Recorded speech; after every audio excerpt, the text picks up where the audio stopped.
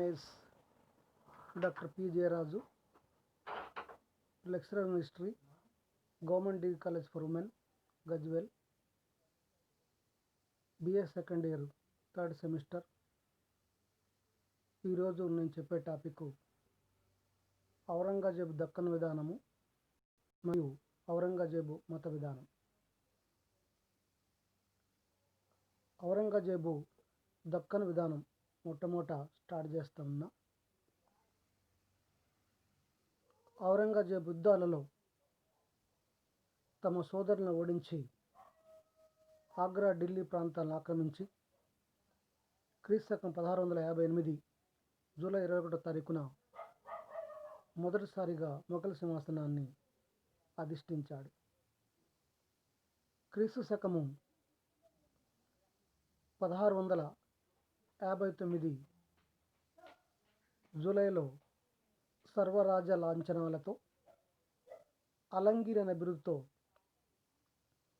ఔరంగజేబు పట్టాభిషేకం జరిపించుకున్నాడు.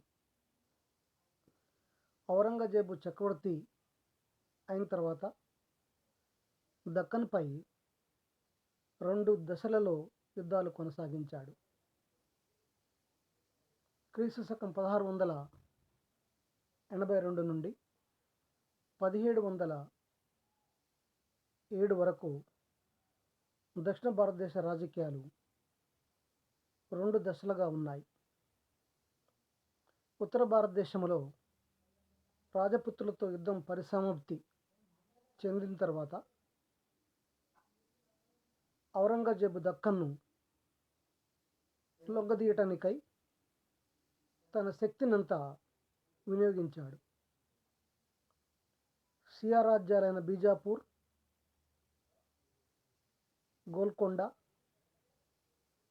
గోల్కొండలను మొఘల్ సామ్రాజ్యంలో చేర్చి తన సామ్రాజ్యంపై దోపిడీదారులు సాగిస్తున్న మహారాష్ట్ర విజృంభణను అరికట్టడం అతని ఆశయం. ఔరంగజేబు దక్కన్ దండయాత్ర 2 రకాలు. ఔరంగజేబు క్రీస్తు శకము 1682 నుండి 1707 వరకు 25 సంవత్సరాల కాలం దక్కన్లో రాజ్యాలలో యుద్ధాలు చేశాడు. ఔరంగజేబు దక్కన్ దండయాత్రపై ముఖ్య ఉద్దేశాలు ఒక 3 ఉన్నాయి. దాంట్లో ఒకటి గోల్కొండ, బీజాపూర్ రాజ్యాలపై తన ఆధిపత్యాన్ని నెలకొల్పవలె.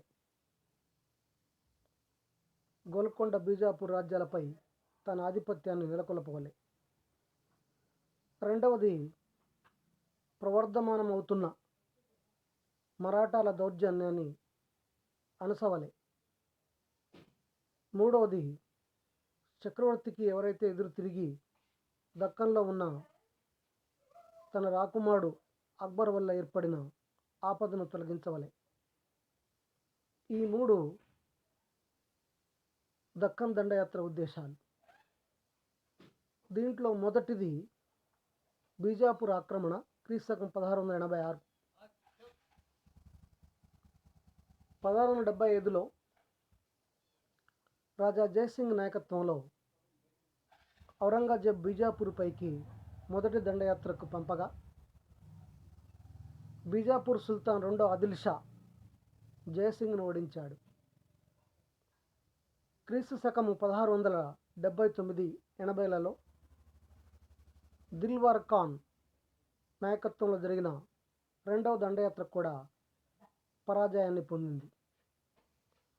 ఔరంగజేబు రాకుమారుడు మౌజం అంటే 1వ బహదూర్ షా ఆధ్వర్యంలో బీజాపూర్ పైకి 3వ దండయాత్రకు పంపగా మౌజం ఆదిల్ షాతో సంధి చేసుకున్నాడు.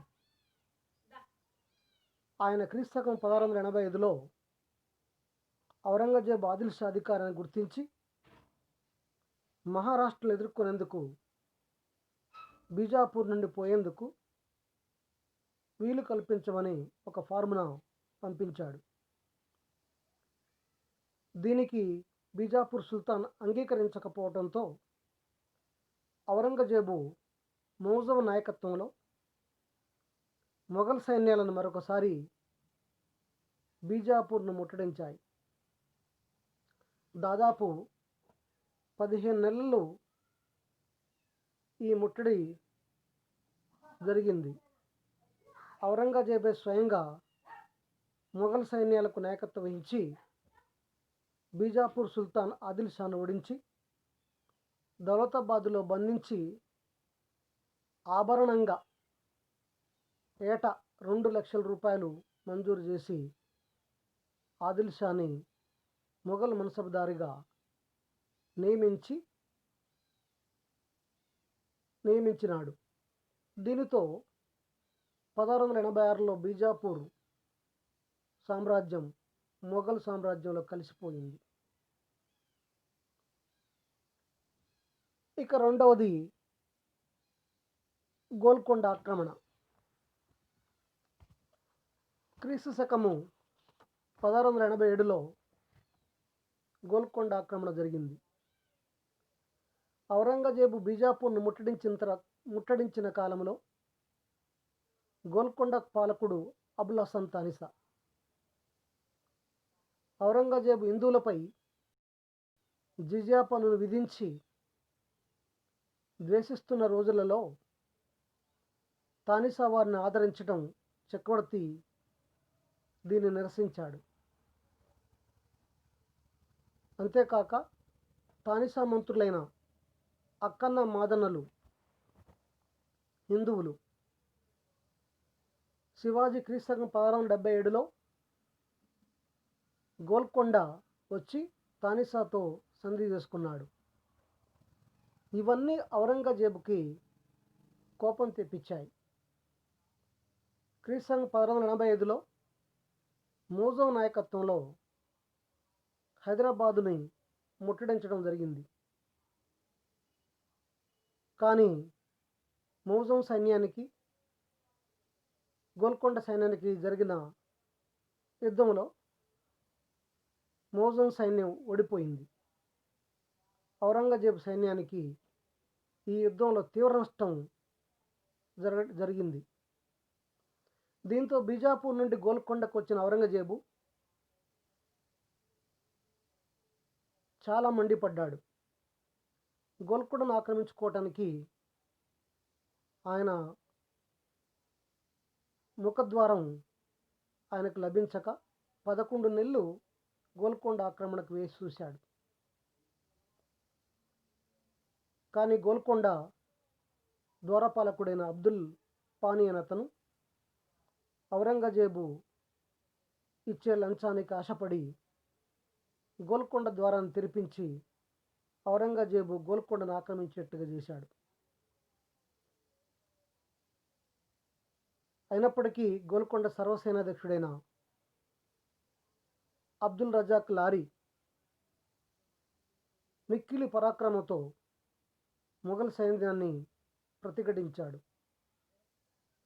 అంతేకాక అబ్దుల్ రజాక్ లారీ మొఘల్ సైన్యంతో చివరి వరకు పోరాడి 70 గాయాలతో యుద్ధభూమిలో పడిపోయాడు.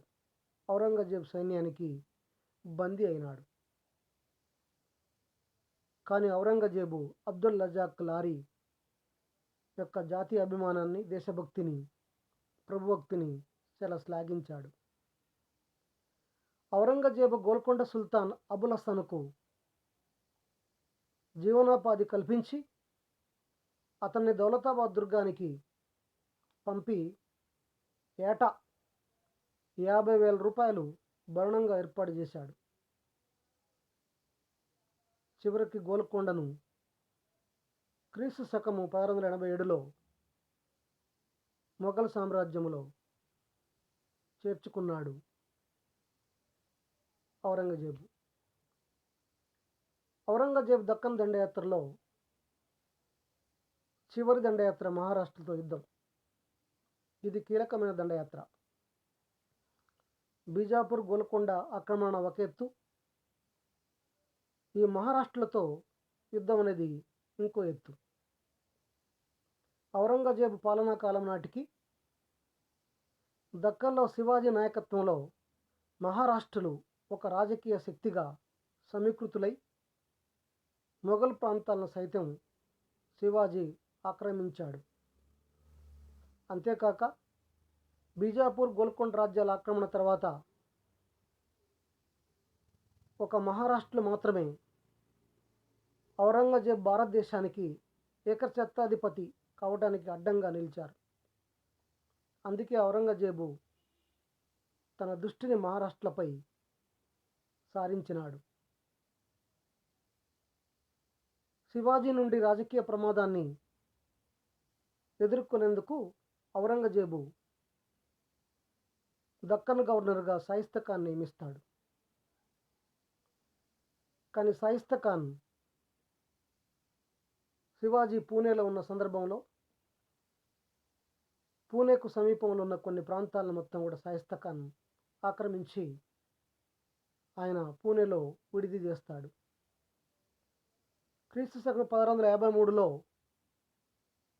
శివాజీ పూణేలో ఉండగా షాయిస్తా ఖాన్ పై శివాజీ ఆకస్మిక దాడి జరిపి శివాజీ చేతిలో చావు తప్పించుకొని బయటపడ్డాడు షాయిస్తా ఖాన్. దీని తర్వాత ఔరంగజేబు పాలనా కాలం నాటికి దక్కన్లో శివాజీ యొక్క నాయకత్వంలో మహారాష్ట్రులు ఇంకా బలపడ్డారు. దీని తర్వాత పురందర్ సంధి వలన శివాజీని ఆగ్రాకు రప్పించి ఆస్థాన మర్యాదలు పాటించలేదని నెపంతో ఔరంగజేబు శివాజీని నిర్బంధించాడు. ఎట్టకేలకు ఔరంగజేబు నిర్బంధం నుండి శివాజీ తప్పించుకొని దక్కన్ చేరి మళ్ళీ మొఘల్ ప్రాంతాలని తిరిగి ఆక్రమించగా తర్వాత శివాజీ 1674 సంవత్సరంలో స్వరాజ్యం తన రాజ్యానికి పేరు పెట్టి పట్టాభిషిక్తుడై 1680 సంవత్సరంలో శివాజీ మరణించాడు. శివాజీ మరణించిన తర్వాత కూడా ఆయన కుమారులైన శంభూజీ, రాజారాములు మొఘళ్ళతో పోరాటం చేశారు. శివాజీ మరణించిన తర్వాత శంభూజీ మహారాష్ట్ర పాలకుడుగా ఉన్నప్పుడు ఔరంగజేబు మహారాష్ట్రపై దాడి చేశాడు. ఏది ఏమైనా దక్కన్ దండయాత్ర యొక్క ఫలితాలు, దాంట్లో ఈ దక్కన్ దండయాత్ర ఫలితాల్లో 7 పాయింట్స్ ఉన్నాయి. ఔరంగజేబు దక్కన్ విధానం వల్ల మొఘల్ సామ్రాజ్యానికి అనేక నష్టాలు వాటిల్లాయి. ఔరంగజేబుకు మహారాష్ట్ర దండయాత్ర ఒక కొరకరాని కొయ్యవలే, నల్లేరుపై నడకవలనే. ఔరంగజేబు దక్కన్ దండయాత్ర యొక్క ఫలితాల్లో నెంబర్ 1, మొఘల్ ఖజానాకు, సైన్యానికి అపార నష్టం వాటిల్లింది. రెండవది, 25 సంవత్సరాల పాటు ఔరంగజేబు రాజధాని నుంచి దూరంగా ఉన్నందువల్ల మొఘల్ దర్బార్లో కలతలు చెలరేగాయి. మూడవది, రాష్ట్ర పాలకులకు కేంద్రాధికారం అంటే లక్ష్యం లేకుండా పోయింది, అంటే లెక్క లేకుండా పోయింది.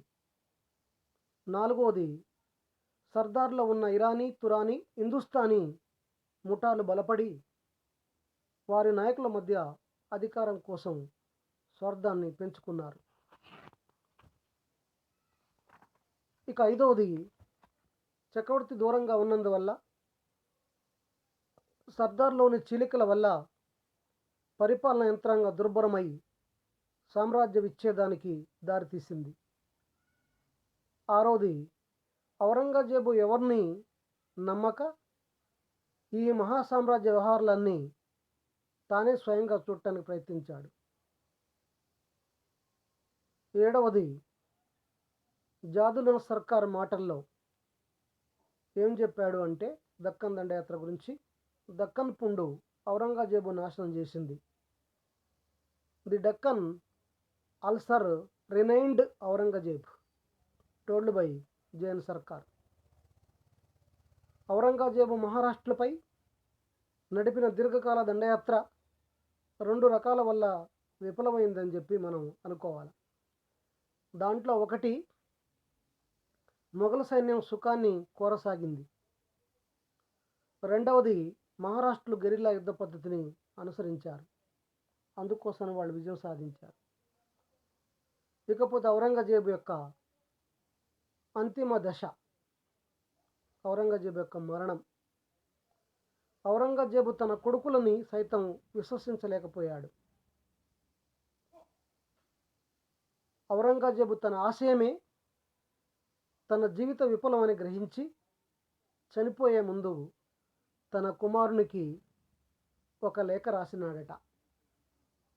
ఆ లేఖలో ఏముంది అనంటే, ఒంటరిగా ప్రపంచంలోకి వచ్చినాను, ఒంటరిగానే నిష్క్రమిస్తున్నాను, దేశానికి కానీ ప్రజలకు కానీ నేను చేసిన మేలు కించిత్తైనా లేదు, భవిష్యత్ అంతా అంధకార బంధురం, పశ్చాత్తాపం సాధారణంగా ఆలస్యంగా వస్తుందన్నది ఔరంగజేబు తన కుమారుడికి రాసిన లెటర్.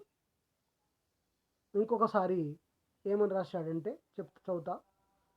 ఒంటరిగా ప్రపంచంలోకి వచ్చాను, ఒంటరిగానే నిష్క్రమిస్తున్నాను, దేశానికి కానీ ప్రజలకు కానీ నేను చేసిన మేలు కించిత్తైనా లేదు, భవిష్యత్ అంతా అంధకార బంధురం, పశ్చాత్తాపం సాధారణంగా ఆలస్యంగా వస్తుంది అనే నానుడి ఔరంగజేబు మాటల వల్ల యథార్థం అనిపిస్తుంది.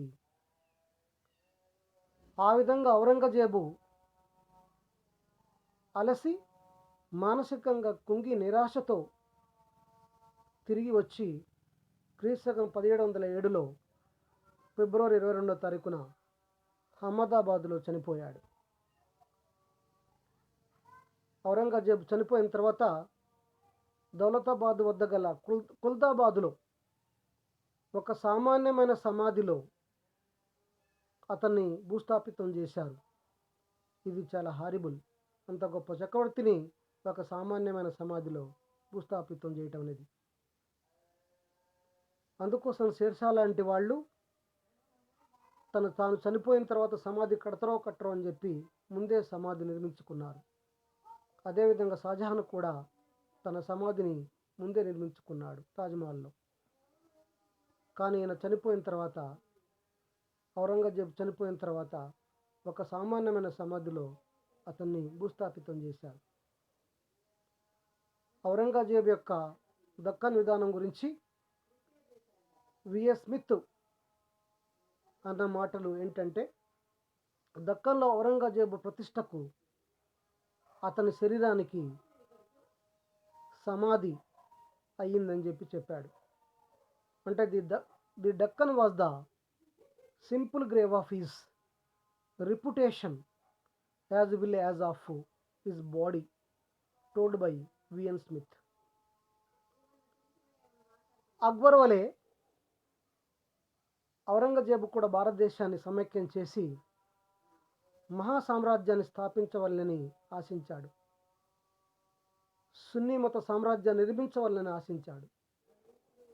శాంతి విశ్వాసాలు విలసిల్లిన చోట అరాచకం, ద్వేషం, యుద్ధం చెలరేగినాయి. అతడి ప్రణాళికలన్నీ విఫలమైనాయి. పరమత ద్వేషంతో పాటు రాజరిక నిరంకుశత్వం ఔరంగజేబులో మూర్తిభవించాయి. ఒక విషయం దీంట్లో గమనించాలి. ఎంత తెలివితేటలు, శక్తి సామర్థ్యాలు ఉన్నప్పటికీ విశాల సామ్రాజ్య పాలన భారం ఒకే వ్యక్తి వహించటం అసాధ్యమని ఔరంగజేబు గ్రహించలేకపోయాడు. మొఘల్ కాలంలో సర్వ అలంకార భూషితమైన మొఘల్ సామ్రాజ్య లక్ష్మి ఔరంగజేబు కాలంలో పరమత ద్వేషముతో, అనైక్యతతో, అసూయతో అరాచకత్వంతో క్షీణించింది. దానికి ప్రధాన కారకుడు ఔరంగజేబు అని చెప్పాలి. దీని తర్వాత ఔరంగజేబు యొక్క మత విధానం.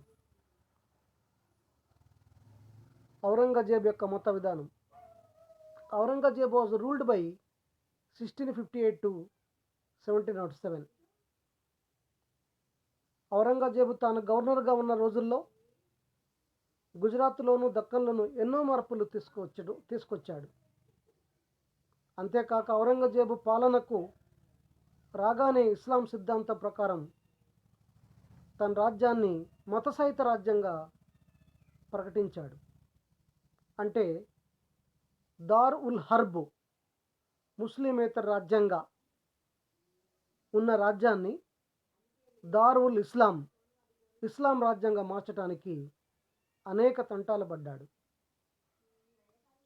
అంతేకాక అక్బర్ దూరదృష్టితో అనుసరించిన మత విధానానికి పూర్తిగా స్వస్తి పలికి ప్రధానంగా విగ్రహారాధనకు అలవలమైన భారతదేశ ముస్లిం రాజ్యంగా మార్చటమే తన విధి విధానం అని ఔరంగజేబు ప్రకటించాడు. అందుకని ముస్లింల సంఖ్యను పెంచడానికి, ముస్లిం ఆచారాలను అమల్లోకి తేవటానికి, హిందువులను అణిచివేయటానికి ఆయన అనేక సంస్కరణలు ప్రవేశపెట్టి భారతదేశాన్ని ఇస్లాం రాజ్యంగా చేయాలని చెప్పి అనుకున్నాడు.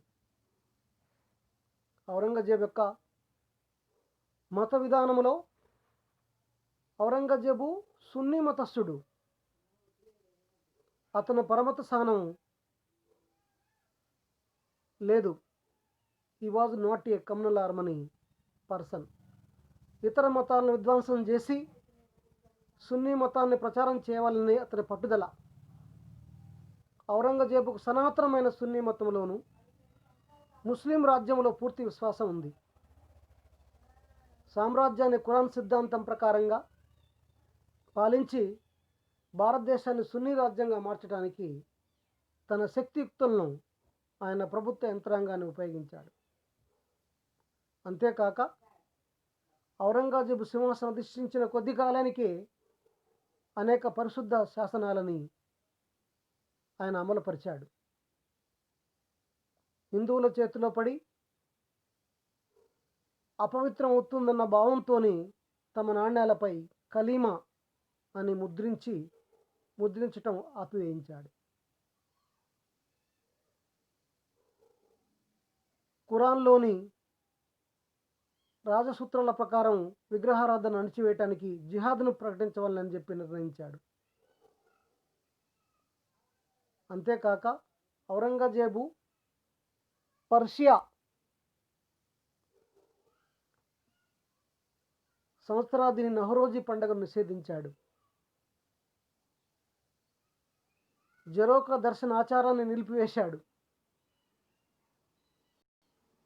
సంగీతం, నృత్యం ఖురాన్ బోధనలకు వ్యతిరేకమని వాటిని అతడు మొఘల్ సామ్రాజ్యంలో లేకుండా చేశాడు. ఔరంగజేబు సంగీతాన్ని భూమి లోతుకు పాతిపెట్టమన్నాడు. ఆస్థాన గాయకులని, పండితులని బర్తరఫ్ చేశాడు. అంతేకాక పంచాంగాలు తయారు చేయటం, చరిత్ర రచన నిషిద్ధాలుగా ఆయన ప్రకటించడం జరిగింది. ఇంకొక విషయం ఏంటంటే పాదుషా పోషణ కింద ఉన్న ఖగోళ శాస్త్రజ్ఞులను కూడా ఆయన ఒక సామ్రాజ్యంలో బర్తరఫ్ చేశాడు. ఔరంగజేబు మత విధానంలో అతి ముఖ్యమైన హిందువుల పట్ల ఔరంగజేబు యొక్క మత విధానం. ఔరంగజేబు మతపరంగా తీసుకొచ్చిన సంస్కరణలు అన్ని హిందువులు మరియు షియా మతస్థులకు వ్యతిరేకంగా ప్రవేశపెట్టినవి. తాను చక్రవర్తి అయిన తర్వాత క్రీస్తు 1659 మార్చి 10వ తేదీన కాశీ నుంచి ఒక ఫార్మునా అంటే రాజపత్రాన్ని విడుదల చేశాడు. దాని ప్రకారం కొత్త దేవాలయ నిర్మాణం నిషేధించాడు. అదేవిధంగా క్రీస్తు 1664లో పాత దేవాలయాన్ని బాగు చేయించరాదని ఆయన ఆజ్ఞాపించాడు. క్రీస్తు 1665లో ముస్లింల నుంచి 2.5% అమ్మక పన్ను వసూలు చేయగా ముస్లిమేతరుల నుంచి 5% అమ్మక పన్ను విధించాడు. ఇది హిందువులకి చాలా కష్టసాధ్యమైంది. అంతేకాకుండా క్రీస్తు 1665లో ముస్లిమేతరులు జరుపుకునే దీపావళి, హోలీ పండుగలను మరియు పుణ్యక్షేత్రాలను దర్శించడానికి వీల్లేదని చెప్పి ఔరంగజేబు నిషేధించాడు. ఔరంగజేబు హిందూ దేవాలయాలని, పాఠశాలని ధ్వంసం చేయవలసిందిగా తన రాష్ట్ర పాలకులను క్రీస్తు 1669 ఏప్రిల్ 19న ఒక ఆర్డినెన్స్ జారీ చేసి వాళ్ళని ఆజ్ఞాపించాడు. దాంట్లో భాగంగా కాశీలోని విశ్వేశ్వర దేవాలయం, ఆ విశ్వేశ్వర దేవాలయంలో ఉన్న శివలింగాన్ని తీసి ఆ దేవాలయం ముందున్న బావిలో పడవేశారట. ఆ బావి పైన ఒక నల్లని వస్త్రం ఈనాటికి కూడా కప్పి ఉంటుంది. గుజరాత్లోని సోమనాథుని యొక్క దేవాలయం మొదట్లో కేశవదేవుని దేవాలయాన్ని పడగొట్టించాడు. హిందూ దేవాలయాన్ని పడగొట్టించి మత ఛాందసవాదిగా చరిత్రలో మిగిలిపోయాడు ఔరంగజేబు. అంతేకాక అక్బర్ రద్దు చేసిన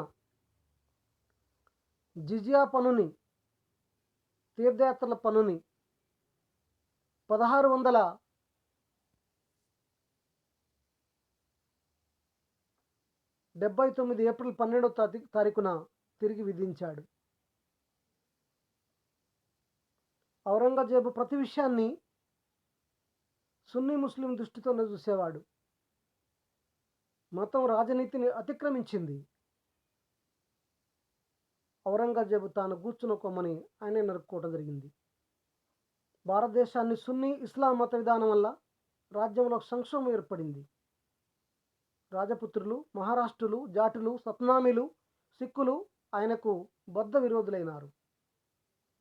మొఘల్ సామ్రాజ్య పునాదులు ఔరంగజేబు మత విధానం వల్ల కదిలిపోయాయి.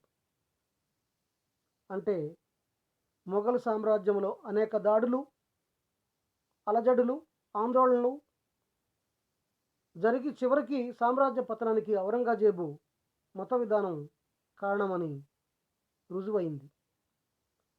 షియా ముస్లింలు కూడా ఔరంగజేబు మత విధానం వల్ల దూరమయ్యారు. ఇరాన్కు చెందిన సమర్థులైన షియా ముస్లిములు ఉద్యోగరీత్యా భారతదేశానికి రావటం కూడా మానేశారు. అందుచేత భారతదేశం ఆర్థికంగా, రాజకీయంగా, సాంఘికంగా వెనుకబడిపోయి బలహీనమైన విదేశీ దాడులకు తట్టుకోలేక ఆహుతైపోయింది. భారతావనిలో మొఘల్ సామ్రాజ్యం అస్తమించటానికి ఔరంగజేబు మత విధానం ఒక ముఖ్య కారణమని చెప్పక తప్పదు. అంతేకాక మౌర్య సామ్రాజ్య పతనానికి అశోకుడు ఏ విధంగా కారకుడో మొఘల్ సామ్రాజ్య పతనానికి కూడా ఔరంగజేబు కారకుడని చెప్పి చరిత్రకారులు వివరించడం జరిగింది. Thank you very much.